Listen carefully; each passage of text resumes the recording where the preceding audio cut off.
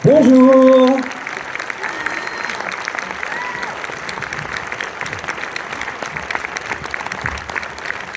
Bonjour, oh là là, Bonjour à la porte.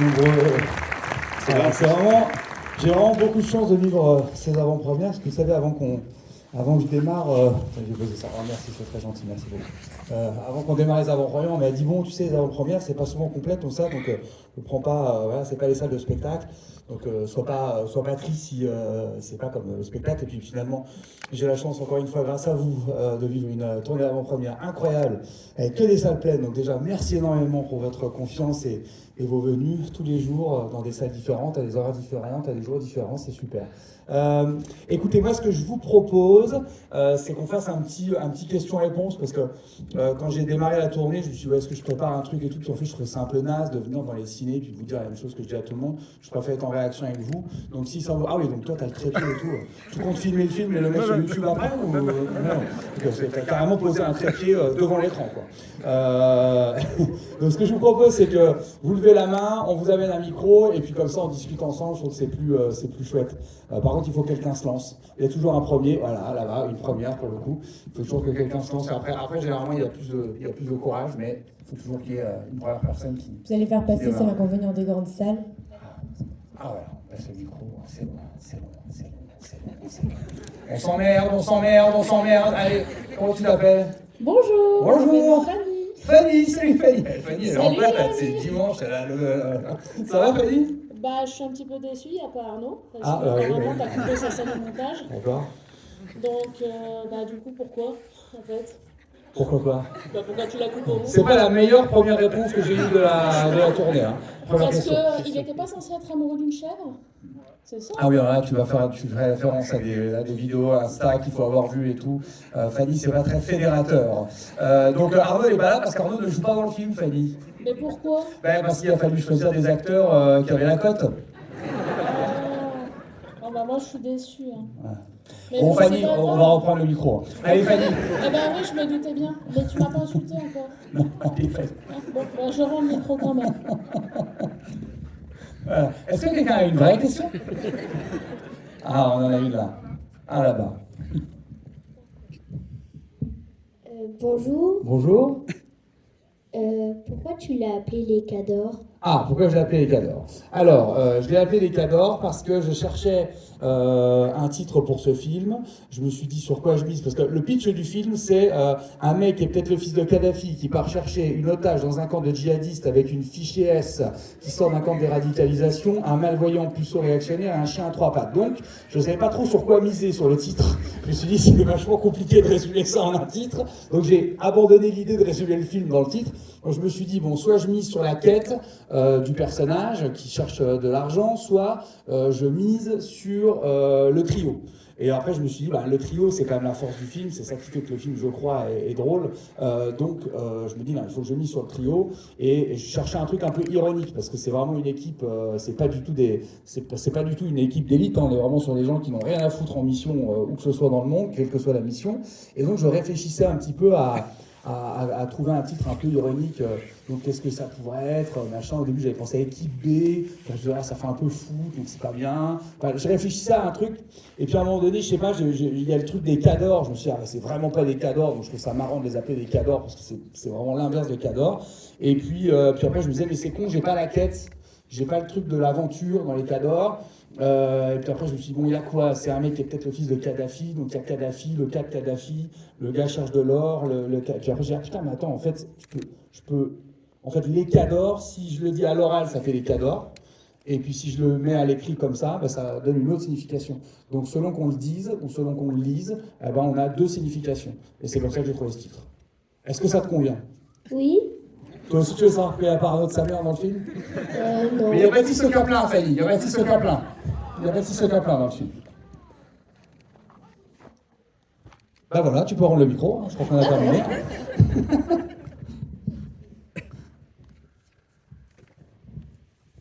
Bonjour, Bonjour, putain, c'est un club de vacances que j'anime. je voulais Comment tu demander t'appelles? pourquoi le chien il a trois pattes? Ah, faut demander à l'automobiliste qui l'a percuté en voiture. Hein.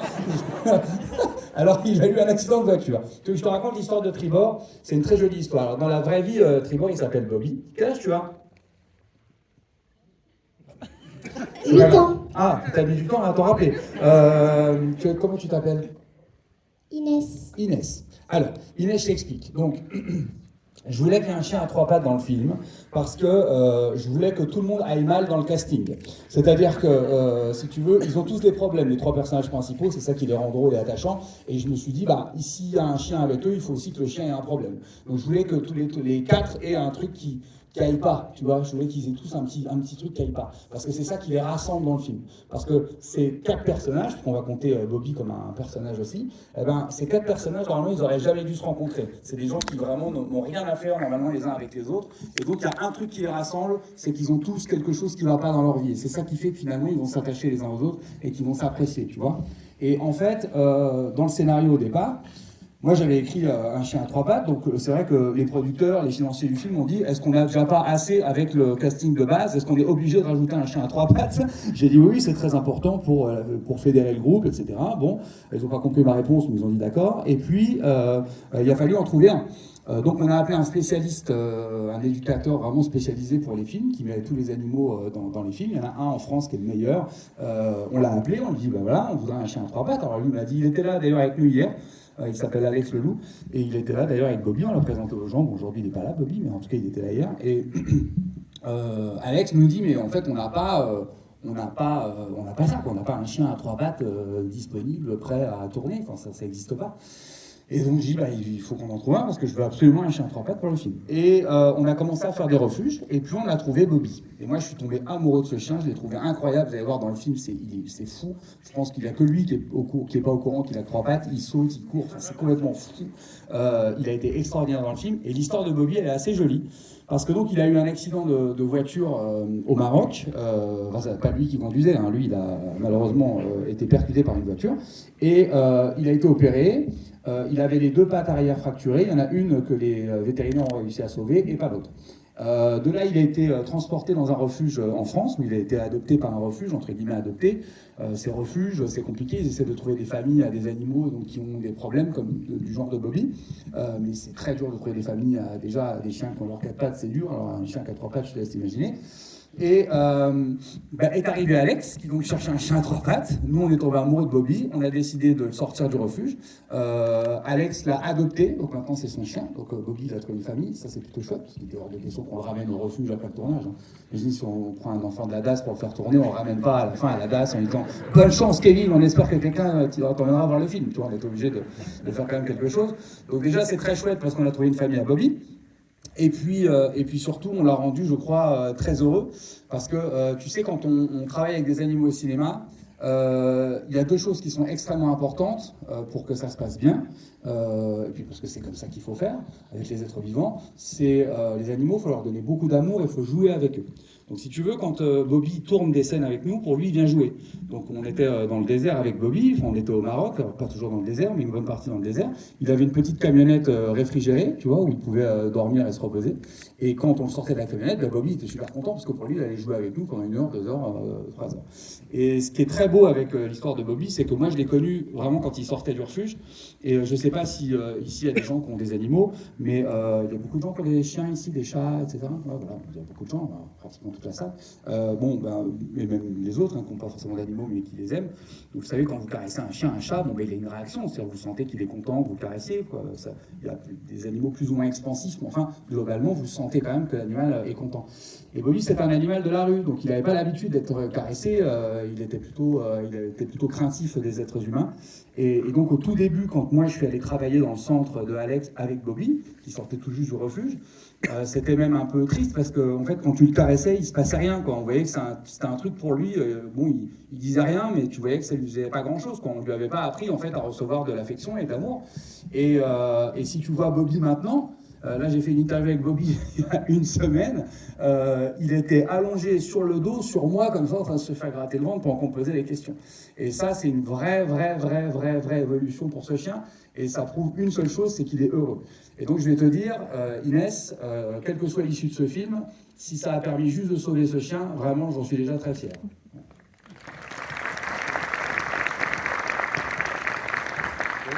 Bonjour Jérémy. Bonjour, comment tu t'appelles? Gaël. Salut Gaël. J'avais une question. Ah. Quel film tu as aimé le plus tourner dans ta carrière? Oh ben j'en ai tourné que 2, alors ça va aller vite. Hein. Écoute, les 2 étaient très différents. Moi j'ai une histoire un peu particulière avec le cinéma parce que si tu veux, j'avais écrit un film avant celui-ci, il y a quelques années, qui était un film sur le chômage, parce que j'aime bien les comédies sociales. J'avais déjà écrit un film avec 3 personnages principaux, tu vois, donc j'aime décidément beaucoup les trios. Et bon, je vais pas donner de nom pour pas relancer des débats d'il y a quelques années que j'ai réglés depuis, mais grosso modo, j'avais engagé un acteur, un des acteurs principaux, qui finalement a ramené ses réalisateurs, qui a voulu mon rôle, puis à l'époque, j'avais 2-3 ans de succès, j'étais jeune et j'étais un peu naïf, tu vois, surtout je voulais absolument que le film se fasse, donc j'ai accepté beaucoup de choses, et puis finalement ils ont réécrit le film, et ça pour le coup j'ai refusé, parce que là on touchait plus à mon ego ni à mon image, on touchait à de l'art, à l'écriture, et ça pour moi c'est sacré, il faut pas y toucher. Donc j'ai refusé que le film se fasse. Ils m'ont proposé de l'argent pour pas que je les attaque en justice, j'ai refusé l'argent et je les attaque en justice. Ils ont commencé à tourner le film alors qu'on était en procès, ce qui était plutôt malin de leur part, parce que comme j'avais refusé une grosse somme d'argent, le tribunal savait que je voulais interdire la sortie du film, et aucun tribunal n'aurait accordé à un mec d'interdire la sortie à partir du moment où il était tourné, parce que c'est des millions d'euros un film et que ça aurait mis en difficulté beaucoup de gens. Donc je suis allé au tribunal en sachant que j'allais perdre, mais c'est pas grave, j'y allais pour mon honneur, et j'y allais ni pour l'argent ni pour autre chose. Donc je suis allé perdre la tête haute dans ce tribunal. Et du coup, ça m'a un peu traumatisé du cinéma, parce que j'avais bossé des années sur ce scénario. J'ai été trahi par des gens en qui j'avais confiance, des amis, des acteurs à qui j'avais donné du travail et ma confiance. Donc ça m'a un peu... Voilà. Puis comme les salles étaient pleines et tout, et que je m'éclatais en one man avec vous, en trio, en duo impossible, en des bouquins, les trucs, enfin j'ai été embarqué par une folie en salle. Ce qui fait que, bon voilà, tu vois, je me suis un peu éloigné du cinéma avec beaucoup de regrets, parce que pour moi, jouer dans un film, c'est une évidence, tu vois, faire du cinéma, pour moi, c'est mon travail. Je me suis toujours considéré comme un comédien, comme un acteur. Enfin, la plupart des humoristes ont des formations de comédien, c'est mon cas, et moi, je me suis toujours vu comme un comédien. Pour moi, c'était l'une de mes cordes, tu vois. Mais du coup, voilà, je me suis un peu éloigné parce que j'étais un peu traumatisé. Et puis finalement, on m'a proposé quelques rôles, hein, que j'avoue, là, c'est moi qui ne suis pas allé, parce que je trouvais que ce qu'on me proposait, c'était un peu lisse, et que j'avais envie de démarrer au cinéma avec des trucs vraiment intenses, un truc à défendre, parce que j'avais pas besoin de cinéma pour payer mon loyer, encore une fois grâce à vous. Donc j'ai eu le loisir de choisir ce que je voulais faire. Et puis je m'étais toujours promis dans ma vie de faire les choses, soit parce que ça m'amusait, soit parce que je trouvais ça intéressant artistiquement. Et jusqu'à présent, j'ai pas dérogé à la règle. Si vous me voyez faire quelque chose, soit c'est parce que ça m'amuse, soit c'est parce qu'artistiquement je trouvais ça intéressant. Il n'y a pas d'autre... Je n'ai jamais fait un truc pour l'argent, pour l'image. J'en ai pas besoin, et encore une fois, merci, parce que ça, c'est grâce à vous. Donc voilà, j'ai mis un peu le cinéma de côté en me disant, c'est pas grave, si je démarre un peu plus tard, tant pis. Et puis il y a quelques années, je raconte ça parce que ça me permet aussi d'expliquer comment je me suis retrouvé à réaliser ce film. Donc ça fait une longue réponse à une question que tu m'as pas posée, mais qui va nous en éviter d'autres. Surtout, ça nous évitera de redonner le micro à un moment donné à Fanny. En gros, si tu veux... Elle rigole, Fanny. En gros, si tu veux, ce qui s'est passé, c'est qu'il y a quelques années, il y a le collectif Courtrajmé qui m'a approché. Alors Courtrajmé, comme ça, peut-être ça vous dit rien, mais c'est un collectif de réalisateurs comme Lajli, qui a fait Les Misérables, Romain Gavras, Kim Chapiron, et dans ce collectif, il y a aussi Saïd Belkibia. Donc ce sont des réalisateurs qui sont vraiment habitués à faire des films très noirs, très sombres, très sociaux. Et Saïd était en train de monter un film avec Golshifteh Farahani, et me dit j'aimerais te donner le rôle principal avec elle. Donc là, pour moi, c'était incroyable. Je savais que le film ne serait pas des millions d'entrées, c'était beaucoup trop bizarre comme film, mais pour moi, c'était génial à vivre, parce que déjà, le film est génial, parce que moi, j'ai pu m'amuser en tant qu'acteur, et puis j'ai pu donner la réplique à une icône internationale. Donc c'était incroyable pour moi de démarrer comme ça. Et donc, ça m'a consolé de tous les films et tous les trucs que j'avais pu refuser d'avance, que j'ai dit, si j'avais les rôles que j'avais acceptés, si j'avais accepté les rôles qu'on m'avait proposés, c'est sûr que je ne me serais pas retrouvé en face de Golshifteh à ce moment-là. Donc j'ai été plutôt content. Et Saïd, comme l'expérience se passe bien, qu'on s'entend bien, on devient pote, me dit j'aimerais bien réaliser une comédie, mais moi je ne sais pas écrire d'humour. Est-ce que il connaissait l'histoire que j'avais eue avant. Il me dit peut-être ça serait l'occasion que tu te remettes à écrire un film. Je dis allez, pourquoi pas. Donc c'est lui qui m'a redonné l'impulsion d'avoir envie d'écrire. Puis ça faisait quelques années, j'étais passé à autre chose. Donc je dis vas-y, tu sais quoi, on y va. Et donc on commence à réfléchir à ce qu'on pourrait écrire. Et moi, je voulais absolument quelque chose qui était ancré dans le réel, tu vois. Je voulais absolument quelque chose qui était Moi, j'aime bien les histoires vraies. En fait, je trouve qu'on n'est jamais aussi fort que la vie. Je trouve que la vie, vous ouvrez vos réseaux sociaux, vous regardez les infos, vous allez voir que la vie elle est toujours plus absurde qu'un humoriste, toujours plus folle que n'importe quel créateur. Enfin, la vie crée des situations qui sont complètement dingues en permanence. C'est pour ça, même dans les spectacles, j'aime bien parler de trucs, d'actu et tout, parce que je trouve que être ancré dans le réel, c'est très important. Donc on a commencé à regarder un peu les histoires vraies. Au début, je voulais carrément adapter une histoire vraie. Je me suis dit, ah, une histoire vraie, ouais, pourquoi pas, vas-y, on cherche. Et puis avec Saïd, on cherche des histoires vraies. On n'en trouve pas qui vraiment nous font kiffer. Et puis à un moment donné, je ne sais pas pourquoi, on se retrouve à parler de Kadhafi. Je ne sais pas, ne me demande pas comment on s'est retrouvé sur cette conversation, je ne sais pas. Et puis on se rend compte, enfin on savait déjà, mais on parle du fait que Kadhafi, vous savez, avait quand même un petit problème avec les femmes. Enfin, c'était pas son seul problème, mais il avait celui-là aussi. C'est-à-dire qu'il était tout le temps avec des femmes, c'est très homme à femme. Ses gardes du corps, c'était les femmes, il parlait tout le temps de femmes, il voulait toujours rencontrer des femmes, enfin, il était très connu pour ça. Et il a passé beaucoup de temps en France avec notre ami Nicolas Sarkozy.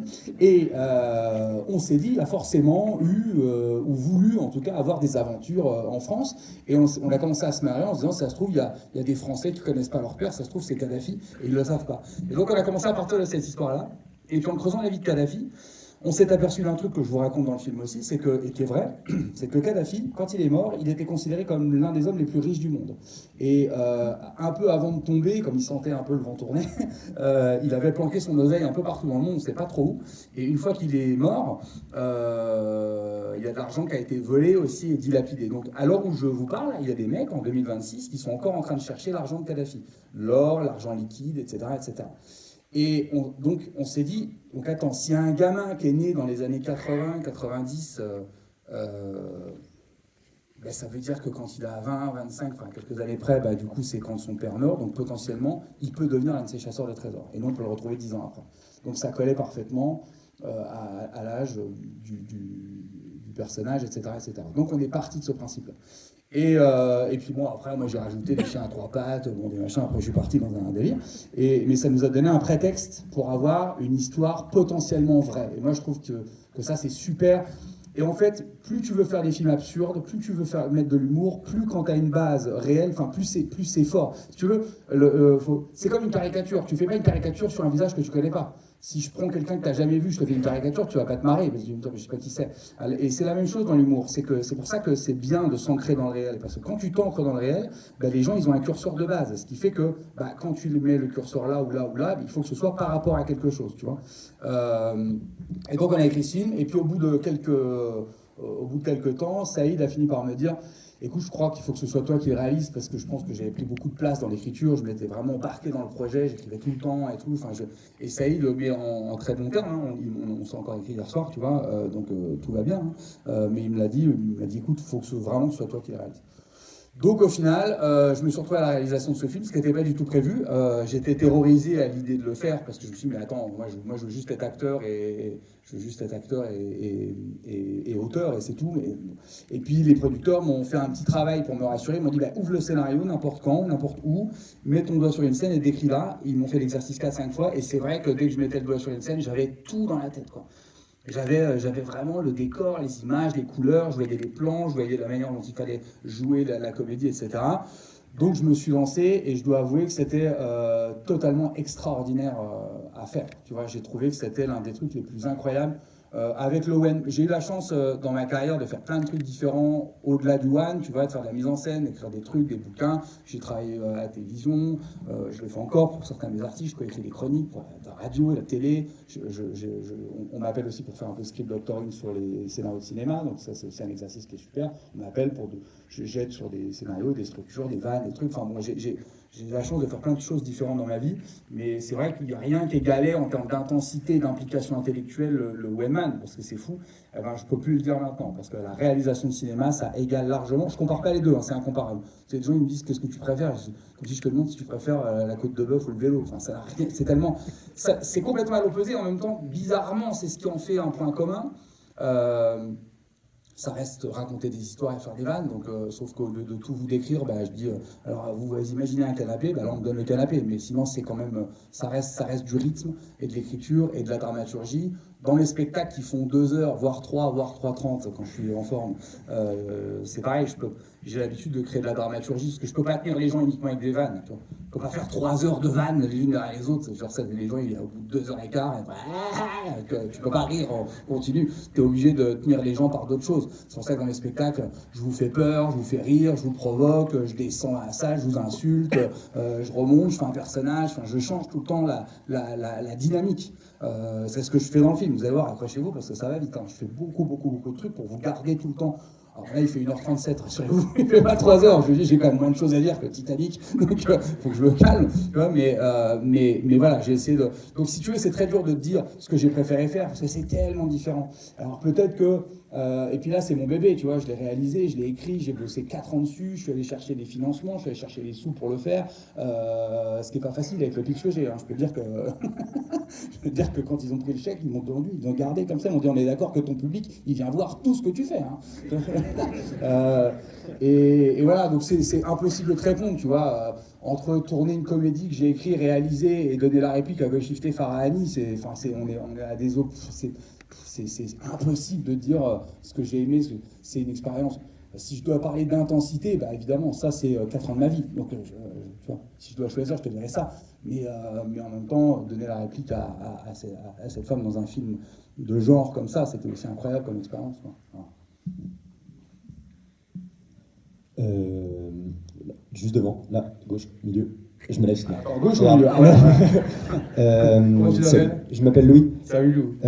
J'ai une question du coup, c'est quoi ton rapport au cinéma et tes inspirations pour le film? Ah, bah alors, voilà, moi je suis un grand cinéphile. Hein. Je regarde à peu près tout ce qui sort et tout ce qui existe. Alors j'ai un gros problème, c'est que je me rappelle pas des noms, des prénoms, des réals, des comédiens, des noms des titres, des films et tout. Et c'est un grand truc avec Baptiste, parce que Baptiste est un grand cinéphile. Et donc quand on était en tournée, dans le van, c'était dur de travailler parce qu'on était tous les trois tout le temps. Puis bon, donc du coup, souvent je regardais beaucoup de séries et de films parce qu'on faisait beaucoup de routes.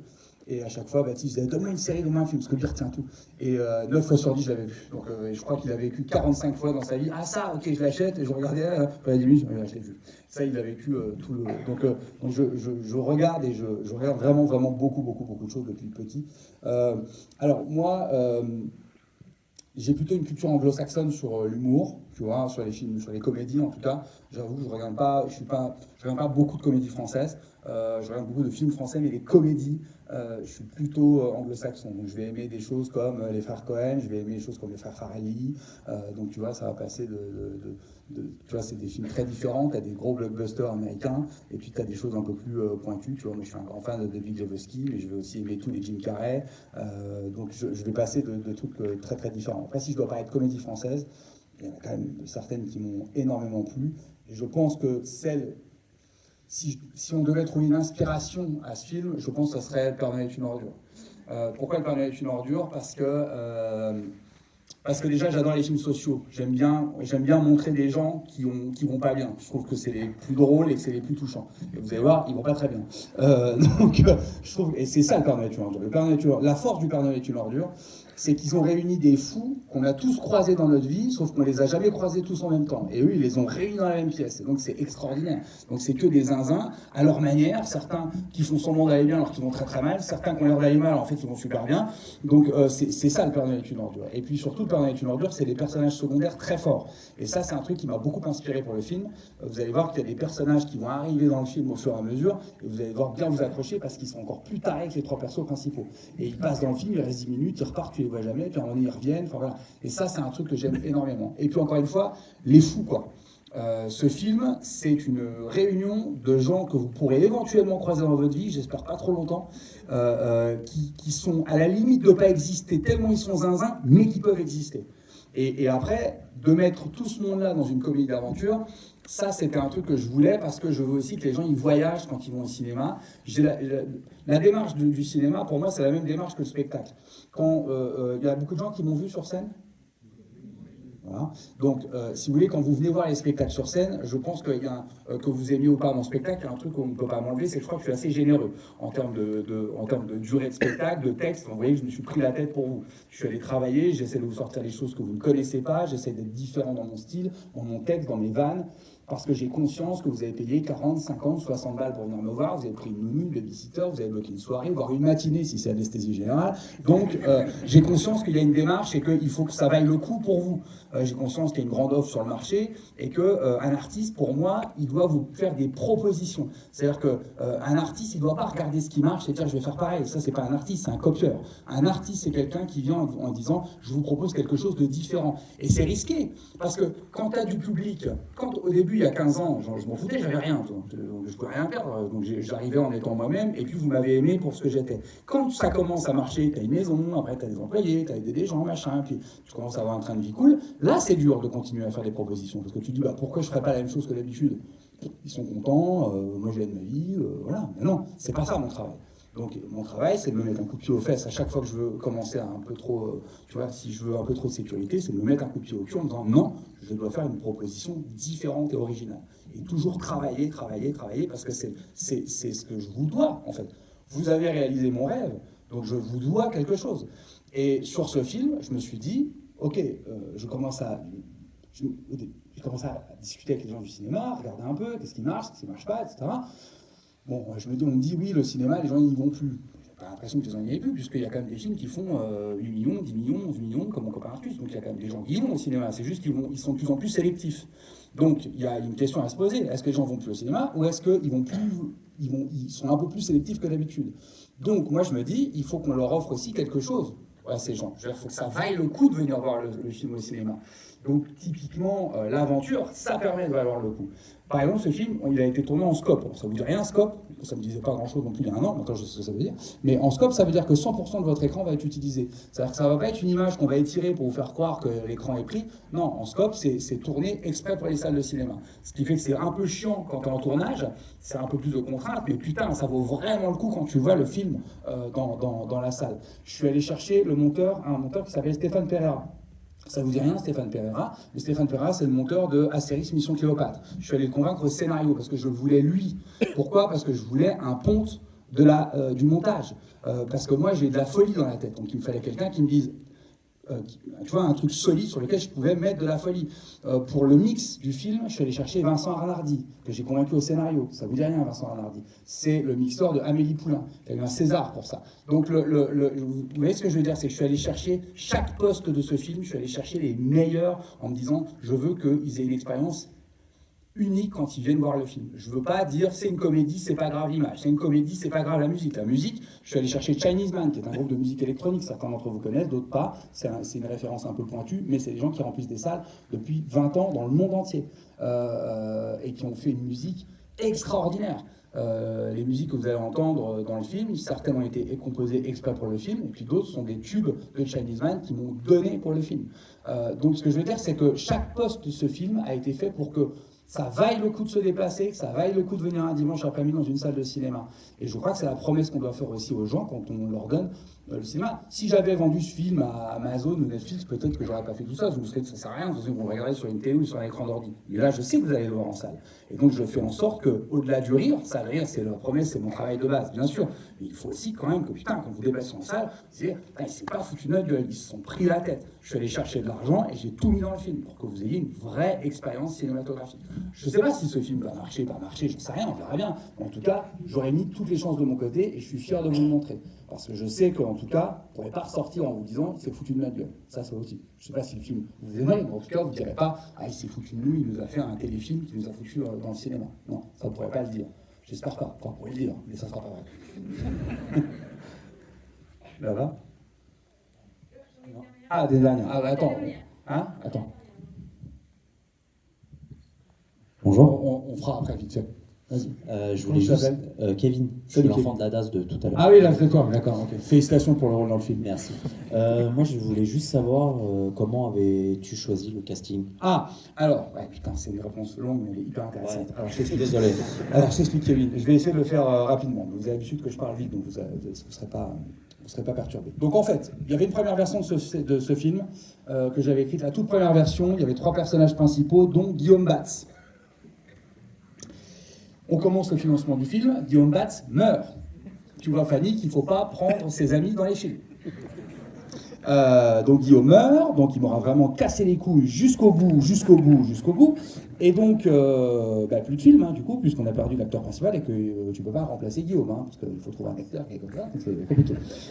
Et puis bon, les producteurs du film me laissent ma période de deuil, évidemment, et puis bon, au bout de 2-3 heures, ils me disent, bon, bah alors, qu'est-ce qu'on fait, quoi? Et je ne pouvais pas remplacer Guillaume, ça n'était pas possible, déjà d'un point de vue émotionnel, enfin j'ai pas rentré dans les détails, vous avez tous compris, quoi. C'était comme mon petit frère, qu'est-ce que tu veux que je fasse, enfin, je peux pas. Donc je dis, je peux pas faire ça, je dois fondre les rôles et recommencer à zéro.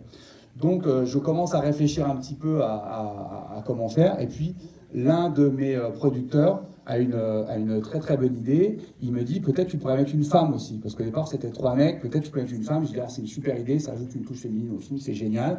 Et moi, j'adore écrire pour les gens. Donc, c'est un truc que je fais depuis 15 ans. J'écris ou je coécris, ou j'écris avec, ou j'écris pour, mais la plupart de la scène humoristique française. Et c'est vraiment un exercice que j'adore faire.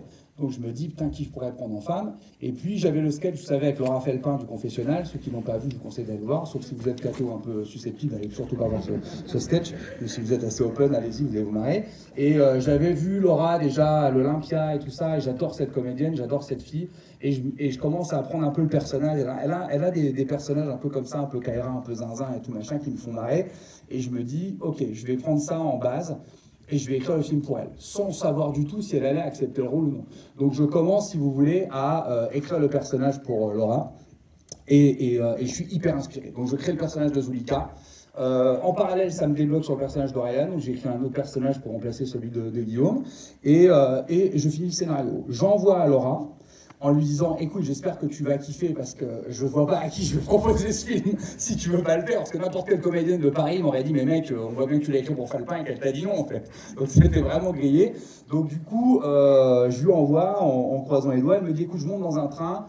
Si j'aime, je t'écris et je te le dis.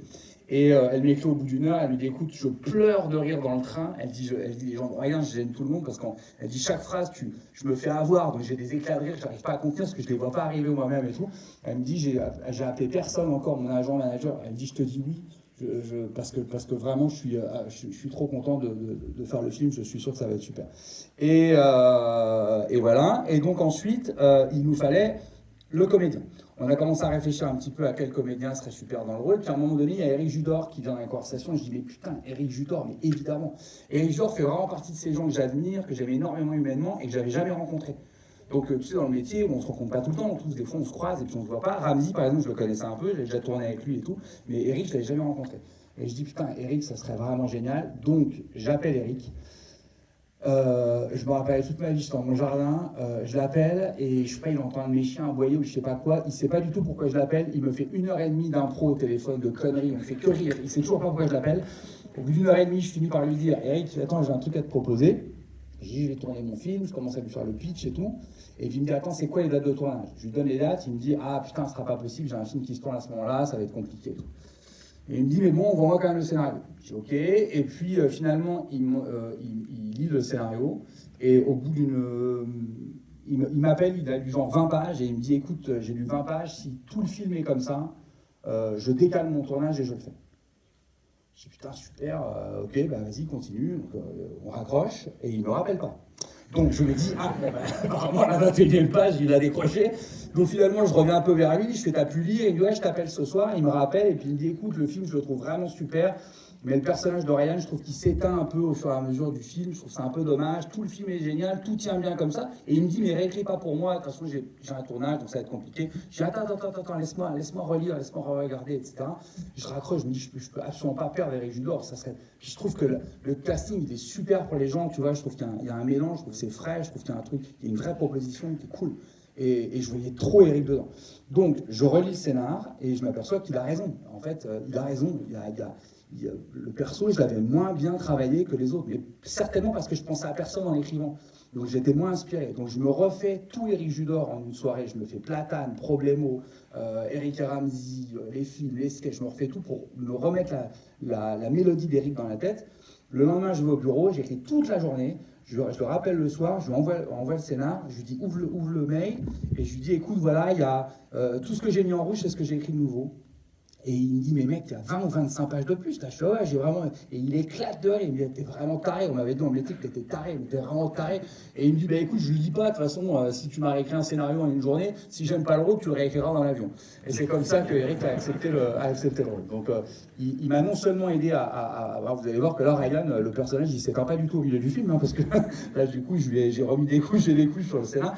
Mais il m'a aussi aidé à améliorer le scénario. Parce que si vous voulez vraiment améliorer un personnage, vous ne pouvez pas le faire si vous ne touchez pas un peu à l'histoire, quoi. Il faut aller taper dans la structure du scénario pour vraiment upgrader le personnage. Donc, pour le coup, je dois beaucoup à Eric parce que j'ai pu améliorer mon personnage et améliorer mon scénario. Donc c'est vraiment une chance extraordinaire et je pense que ça se ressent. Et là, je commence à être un peu rassuré. Je pense que vous allez aimer le film, à moins que vous soyez différent des autres personnes que j'ai vues avant, mais je ne crois pas. Je pense que vous allez quand même passer une bonne après-midi en regardant le film. Et je pense que je leur dois beaucoup. Avoir pour moi, réalisateur, en premier film, avoir Eric et Laura, Eric qui était mon personnage rêvé et Laura pour qui j'ai écrit, et de les avoir dans le film, forcément c'est une plus-value extraordinaire parce que vous avez 3 acteurs qui s'amusent, qui sont dans leur personnage, qui ont un texte sur mesure et en même temps qui sont des bêtes d'impro mais qui sont dans leurs chaussons, donc ils sont jamais meilleurs que maintenant. Et évidemment ça se ressent. Quand on a commencé à dérocher le film, on s'est regardé avec les pelotons et putain, je crois qu'on a quelque chose de cool quand même. On voyait bien, nous même en dérochant, on se marrait quoi. Donc j'ai vraiment eu de la chance pour le coup. Il y a eu beaucoup d'étapes pour arriver à faire ce film. Je ne peux pas tout vous raconter, c'était des choses que je n'ai pas le droit de raconter. J'ai vraiment failli pas le faire au moins 10 fois ce tournage, en me disant putain, décidément le cinéma et moi ça ne veut pas, vu ce que j'avais déjà vécu dans le passé.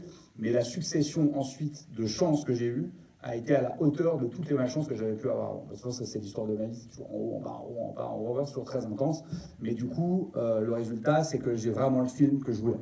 C'est exactement comme ça que je l'avais écrit, j'ai eu une totale liberté de ton sur les vannes, vous allez voir en tout cas. De temps en temps, les gens me disent ça. Mais alors, tu as vraiment une totale liberté d'expression. Je dis, tu vas voir.